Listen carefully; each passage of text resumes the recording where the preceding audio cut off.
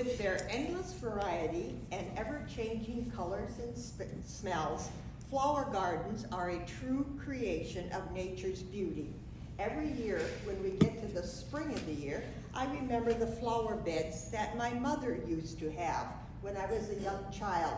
She had all kinds of flowers: daisies, violets, roses, irises, sunflowers, and plants of which I did not even know their names. The flowers around our house were a rainbow of colors. I can remember thinking how great they looked and how they made our house one of the best looking houses in the country. Funny thing though, I can't remember my mother doing a lot of work with those flowers. Maybe she planted and weeded, watered, and fertilized when I was in school. Truth is, I don't ever remember her puttering around that much. They just seemed to take in the sun and the rain and grew like weeds. I suppose when I was young, I didn't care too much how they got to where they were. I was just concerned that they were there and they looked beautiful. As I grew older, I came to understand all the work that went into those flower gardens. It didn't happen by magic. It took the loving care and hard work of my mother and every other mother in the country to make the yards look as beautiful as they did. Without the work, none of the houses would have gained that attention. Well, I believe Ed Lib Toastmasters are like those flower gardens I remember growing up. Sure, the finished product looks great at the end of the year. You start in the fall as if a seed were planted, and then you're watered and fertilized and given sunshine, and by the spring of the year, you bloom and blossom. Sometimes the work that goes into making those flowers bloom is often overlooked and may not even be realized by Dr. Nold and Dr. Zeke. It occurs to me we should keep in mind two things when we consider what makes our Toastmaster members bloom and blossom. First, there is a lot of work that goes into making things happen. As new Toastmasters, your diligence in attending the weekly 6:30 a.m. meetings every Thursday morning cannot be overlooked. Getting up, getting dressed, and showing up is 100% of the battle. Your commitment to fulfilling your assigned responsibility each week is certainly applauded. We need all team members working together to ensure that our meeting works and it flows smoothly.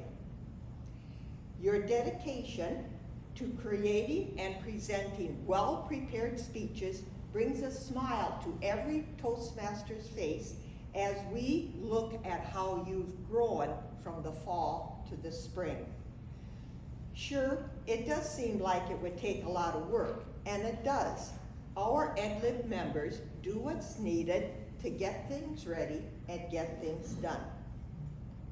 Second, a lot of work goes on behind the scenes. No one knows that it's ever taken place.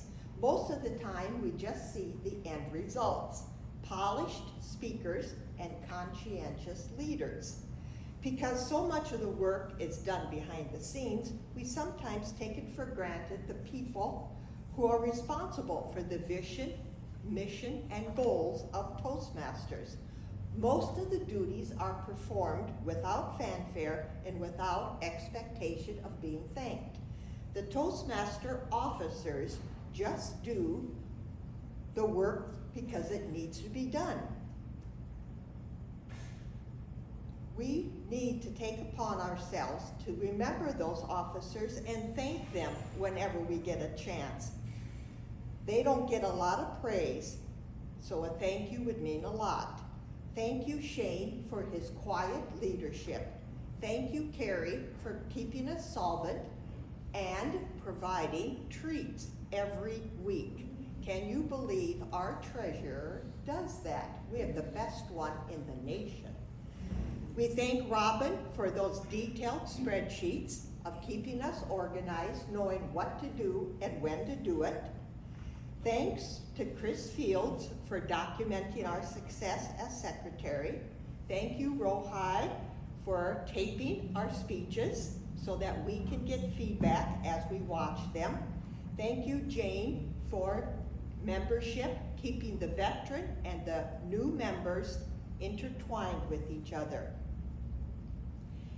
Just like those flowers that my mother used to grow in her gardens, the hard work and dedication of our wonderful members, new and veteran, have made this Toastmaster Club the best looking house on the block. I might add, in the city and in the state. Remember Robert Brault's saying, if you've never experienced the joy of accomplishing more than you can imagine, plant a garden, or I might add, join a Toastmasters Club.